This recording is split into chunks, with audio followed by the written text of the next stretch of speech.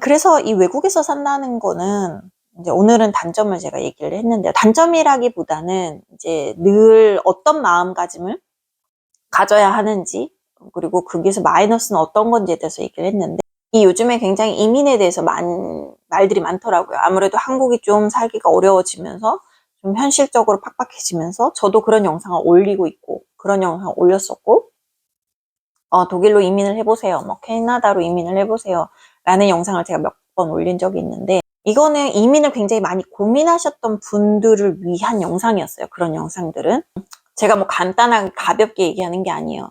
애기 있으면 독일로 이민하세요. 뭐 젊었을 때 캐나다로 이민 한번 해보세요. 이거는 굉장히 어떤 느낌으로 제가 말씀을 드리는 거냐면, 충분히 많이 생각을 하고 많이 준비를 하신 분들이 그래도 마지막에 고민을 하고 있다? 그러면 해보시는 게 좋다라고 얘기를 하는 거지, 이민 생각이 1도 없는데 난 이민과 전혀 맞지 않는 사람일 것 같은데 이민을 해보세요 라는 말에 이렇게 혹하는 저는 이민 관리공사 아니면 그런 회사에서 하는 사람이 아니기 때문에 이민을 바로바로 추천하고 싶지 할 수 없어요. 그리고 제가 하는 말이 어떤 분들에게는 플러스가 되기도 하고 어떤 분들에게는 마이너스가 될 수도 있다고 생각을 하는데, 제가 올리는 대부분의 영상, 이민을 생각하고 있으신 분들에게 굉장히 많이 도움이 된다고 생각을 해요. 만약에 이민을 생각해보지 않았지만 한 번쯤 외국 생활이 어떨까라고 생각을 하시는 분들은 제가 말씀드리는 단점을 장점보다 조금 더 크게 생각하셔서 들으셔야 해요. 왜냐면 외국에 사는 게 굉장히 쉽지 않아요. 제가 아는 다수의 분들은 우울증도 겪고 있고, 그리고 그만큼 생활이 어려웠기 때문에 마음적인 게 굉장히 많이 힘들어요. 그래서 뭐 그런 클리닉이나 아니면 그런 정신과 상담도 뭐 그게 굉장히 뭐 무슨 정신병이 있어서 그런 건 아니고, 우울증이라든지 이런 게 있어서 자기 마음 돌보기 위해서 하시는 분들 꽤 있거든요. 이민하시는 분들 중에. 물론 그게 스트레스로 그만큼 다가오지 않고 나랑 굉장히 이민 생활이 맞아서 그런 게 1도 없이 지나가시는 분들도 저는 없다고 생각을 하는데, 있을 수도 있겠죠. 근데 많은 분들이 마음고생을 많이 해요. 그리고 제가 예전에 다른 영상에서도 올렸는데, 이 이민에 적응되는, 이 해외 생활에 적응되는 시간이 1, 년으로 되지 않거든요. 한 10년은 한 곳에서 살아야 이제 조금 편해졌네, 이제 조금 얘네들하고 어울릴 수 있겠다라는 생각이 확 들지, 그렇지 않으면 계속 그냥 겉도는 생활이에요. 물론 외국인이 남편일 경우에 좀 더 플러스가 되겠죠. 그만큼 흡수하는 것도 빠르고, 그리고 해외 생활이 그만큼 조금 더 익숙한, 외국인과의 그런 것들이 좀 더 익숙한 사람들은 조금 더 빨리 해외 생활에 정착을 할 수 있겠죠. 근데 결국에는 내 자신이 굉장히 해외 생활을 오래 하지 않고 한국에서만 살다가 이민을 한다는 거는 굉장히 큰일이에요. 이민에 관련돼서 요즘에 굉장히 이민 장려하는 그런 영상이라든지, 아니면 이민을 하는 걸 좀 부추기는 그런 브로커들이라는, 이건 되게 많은 거 제가 알거든요, 한국에도. 근데 그게 굉장히 중요해요. 어떤 분이 저한테 코멘트를 남겨놓으셨더라고요. 아니, 요즘에 쇼츠 되게 많은데 그런 거 읽으면은 이민하세요, 뭐 이민의 장점 딱딱딱딱, 단점 딱딱딱딱 해서 5초 만에 볼 수 있는데 뭐 이거를 영상으로 15분씩 만들어서 누가 보겠냐라고 하시는 분이 있으셨거든요. 근데 저는 이 이민에 관련된 영상은, 특히나 이 이민 관련된 영상은 주저리 계속 들으시는 게 더 중요하다고 생각해요. 쇼츠로 장단점 이렇게 짧게 표시되어 있는 거, 그거 도움 별로 안 된다고 생각해요, 저는. 왜냐면 그거를 읽으면 그냥 정말 이 많은 장단점, 많은 디테일 다 놓치고 정말 그냥 수박 겉핥기라고 생각해요, 정말로. 그래서 이민 관련 영상은 특히나 정말 중요하게, 정말 심각하게 이민 한번 생각해 봐야겠다라고 하시는 분들은 쇼츠 보지 마시라고 저는 얘기를 하고 싶어요. 저도 쇼츠 영상 올릴 수 있거든요. 그냥 이민 관련 짝짝짝 올려서 인스타에다 올리면 되는데 그거 도움 되지 않아요. 아무튼 그래서 오늘은 좀 얘기가 길어졌지만 장단점 중에 단점이라고 얘기하기 좀 그렇지만 어떤 점이 어려운지, 현실적으로 어떤 점이 정말로 어떤 점을 깊게 생각을 해봐야지에 대해서 얘기를 좀 해드렸어요. 안녕하세요, 썸마입니다. 네, 오늘은 제가 이민에 관련돼서 조금 얘기를 해보려고 해요. 뭐 경제적인 거라든지 아니면 뭐 교육이라든지 이런 거에도 장단점이 있겠지만 실질적으로 계속 이 이민이라는 게 결국에는 한 번 하고 마는 게 아니기 때문에 계속 그 외국에서 계속 살아야 되는 거잖아요.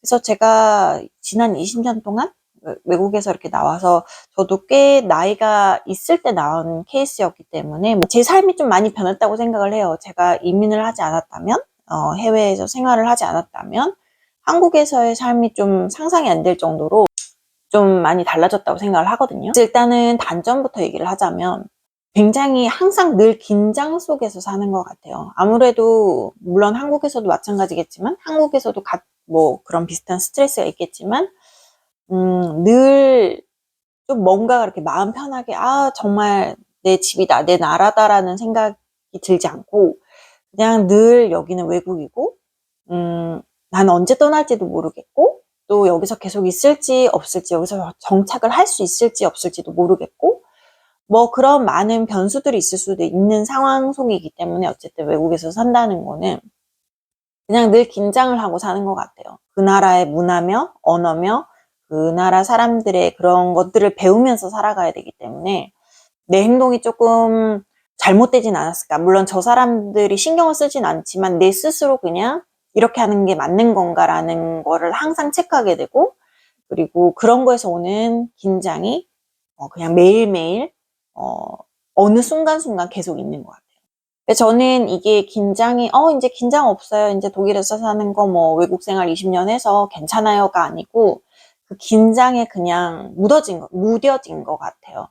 처음에는 그 긴장이 굉장히 크게 스트레스로 다가왔었고 그거를 견딜 수 있느냐 없느냐, 뭐 그것 때문에 향수병도 생기기도 하고 했다면 지금은 그냥 그거에 무뎌져서 그냥 늘 이렇게 내가 살아가는 이 해외 생활에서는 그냥 긴장이 계속 내 머릿속에 늘 있는 그런 느낌이거든요. 그리고 두 번째는 항상 공부를 해야 된다라는 게 좀 있는 것 같아요. 제가 일본에 갔을 때도 늘 그 나라 속의 사람들의 문화도 배우고 언어도 배우고 해야 했던 것처럼 그냥 해외에서 산다는 거는 내가 모르는 걸 어쨌든 다 배워야 되는 거기 때문에 하물며 무슨 공공기관이라든지 아니면은 뭔가 서류를 처리해야 될 때라든지 이런 것도 뭐 아는 게 없잖아요. 뭐 예를 들어서 뭐 우체국에서 우편을 하나 붙여도 한국에서는 우편을 붙이는 거가 알고 있고 가면은 뭐 언어도 잘 통하고 하니까 도움도 많이 받고 하는데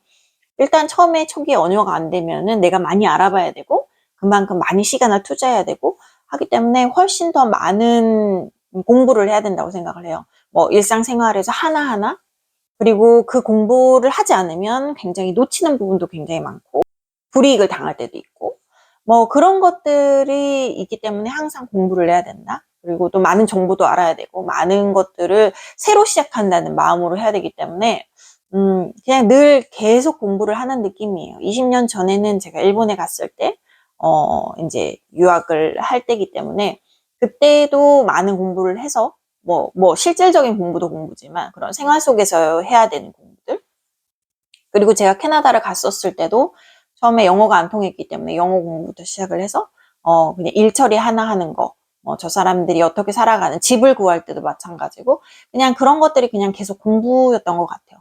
그냥 그것도 긴장해서 사는 것과 마찬가지로 굉장히 연속적으로 해야 하는 공부들이었던 것 같아요. 그리고 지금 독일도 마찬가지로 제가 여기는 뭐 결혼을 해서 온 케이스이기 때문에 제가 굉장히 예전에 캐나다에 살 때나 일본에 살 때보다는 조금 그런 것들이 많이 부담은 줄었어요. 하지만 어쨌든 제가 여기서 살고 있는 사람이기 때문에 남편에게 모든 걸 다 맡길 수는 없잖아요. 그래서 제가 이제 예를 들어서 저는 아이 유치원이나 아이에 관련돼서는 제가 좀 하려고 하는 편이에요, 적극적으로.